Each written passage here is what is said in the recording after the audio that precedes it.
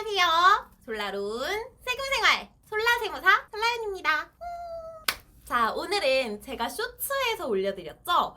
요새 저 솔라쌤은 재벌집 막내 아들 드라마에 푹 빠져 있는데요. 드라마를 보다 보니까 할아버지 진양철 회장님이 손자 진도준에게 분당 땅을 선물해줬었단 말이에요. 이게 또 제가 하는 일이 세무사다 보니까 저 때는 증여세가 없었나? 그리고 나중에 이 분당 땅이 팔렸단 말이죠. 그 팔렸었을 때 양도세는 없었나? 어떻게 250억 그대로를 가져간다라는 설정이 있을 수 있지? 라는 게 궁금하더라고요. 그래서 오늘은 저 솔라생과 함께 재벌집 막내 아들로 본 그때의 증여세 및 양도세에 대해서 알아볼게요. 그리고 혹시 지금 일어난다면 똑같이 적용될 수 있을까? 알아보도록 하겠습니다.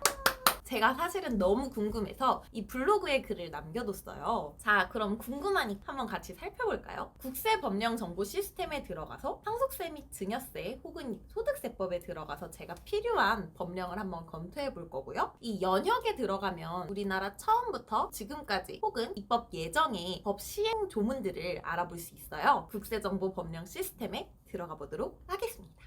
자, 우리 도준이가 진양철 회장님께 땅을 받았던 시기는 1987년이었죠. 1987년에 증여세법을 한번 보도록 할게요. 일단은 1997년도에 처음으로 증여세가 신설이 됐거든요. 기존에 상속세법만 있던 게 상속세 및 증여세법으로 개정이 됐어요. 그렇다면 1997년 이전에는 증여에 대한 법적 개념 존재 자체가 없었다는 말이 되는데요. 그러면 도준이는 할아버지한테 받은 분당 5만 평 땅이 증여세가 없는 게 맞을까요? 아예 증여라는 개념이 없었어요, 이 시기엔. 그래서 5만 평에 대한 증여세가 하나도 그랬었기 때문에 드라마에서도 세금 언급이 없었나 봐요. 궁금하다. 그렇다면 현재 시점에서 할아버지가 손자한테 주는 것도 증여세가 없을까요? 누구나 지금 다 아니라고 알고 계실 거야. 일단 기본적으로는 할아버지한테 받은 지금의 분당 땅, 시가 혹 증여를 받게 되는 경우에는요. 일단 기본적으로 시가에 대한 증여세가 1차적으로 과세가 됩니다. 단순히 여기에서 끝나는 것이 아니라요. 아버지라는 세대를 건너뛰었기 때문에 세대 생략 가산액 기본 30%, 지금 여기에서는 우리 도준이가 미성년자였죠. 이 미성년자에게 20억 이상을 증여하게 되는 경우 최대 40%를 가산한 세대생략 할증과세가 붙을 수 있습니다. 그럼 여기서 끝이냐? 절대 그럴 수가 없어요. 상속세 및 증여세법 제42조의 3에서는 재산가치의 증가에 따른 이익의 증여를 예시적 증여로 보아 내역은 직업, 연령, 소득 및 재산 상태로 모아 자기 스스로 해당 행위를 할 수 없다고 인정되는 자가 특수관계인으로부터 재산을 증여받거나 특수관계인으로부터 기업의 경영 등에 관하여 공표가 되지 아니한 내부 정보를 제공받아 그 정보와 관련된 재산을 유상으로 취득하는 경우. 세 번째, 특수관계인으로부터 차입한 자금 혹은 특수관계인의 재산을 담보로 차입한 자금으로 재산을 취득하는 경우에 이 재산 취득 후 재산가치 증가에 따른 이익의 증여해서 증여세를 또다시 과세할 수 있다라고 되어 있습니다.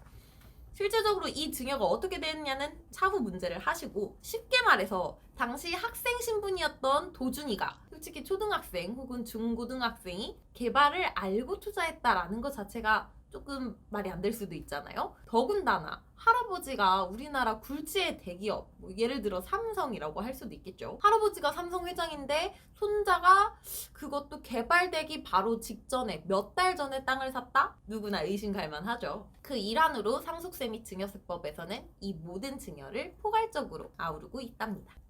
자, 그렇다면 이것을 그냥 속수무책으로 당해야만 할까요? 우리 어린 도준이는 너무 억울하잖아요. 내가 할아버지한테 졸라서 받은 걸 수도 있지만 할아버지가 퀴즈를 준 것에 대한 답변으로 받았고 그럼 명분이 있어서 받은 거였거든요. 그럼 어떤 관점에서 한번 주장을 해볼 수 있을까요? 저 솔라셈은 여러 가지 방법이 있을 수는 있을 것 같은데 제일 먼저 생각이 난 건 일단 1번 대가성을 입증을 해서 이건 증여가 아니라 내가 정당하게 어떤 행위를 해서 번 나의 대가다. 소득의 대가성을 주장을 할 것 같아요. 그리고 사업소득으로 인정을 받게 돼버리면 사실은 지금 도준이는 비용을 받을 게 없어요.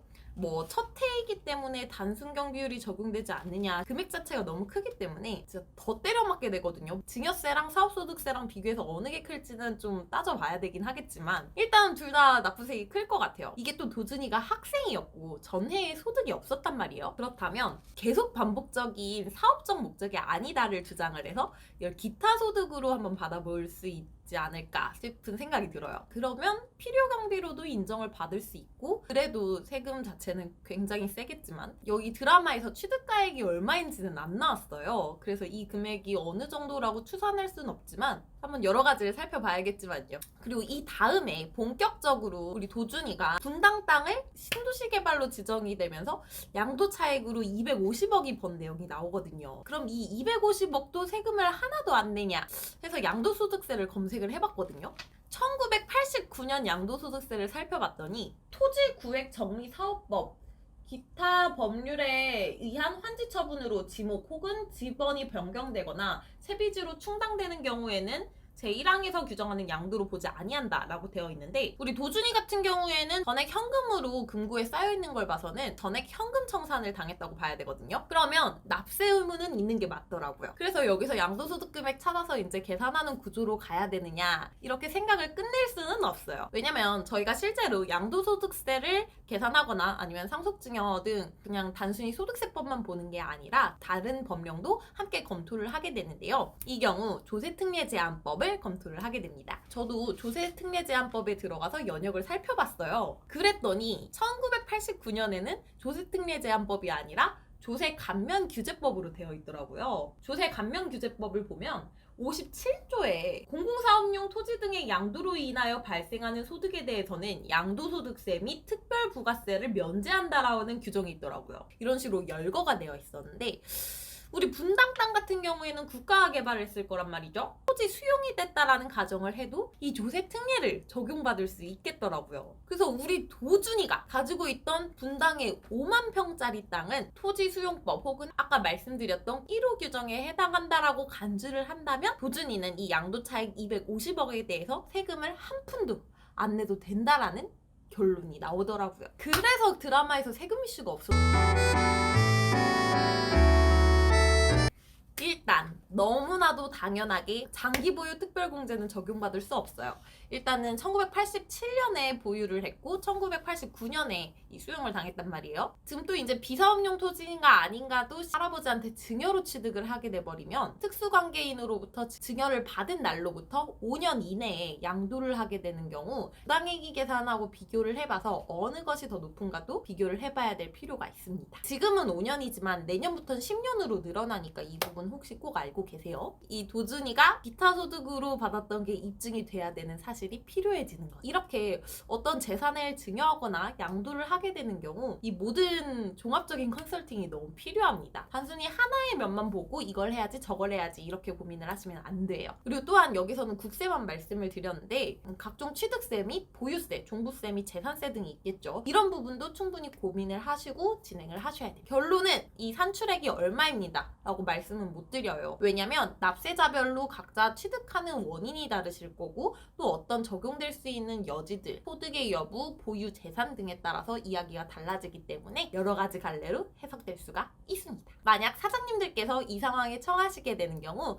주변의 전문가님께 상담을 받고 진행하시는 걸 추천드립니다. 자, 오늘은 그럼 재벌집 막내 아들로 보는 세금 이야기를 알아보았는데요. 좀 재밌으셨으면 좋겠어요. 앞으로도 재밌고 또 유익한 세금 정보로 많이 찾아오도록 하겠습니다. 세금은 졸라로운 세금생활.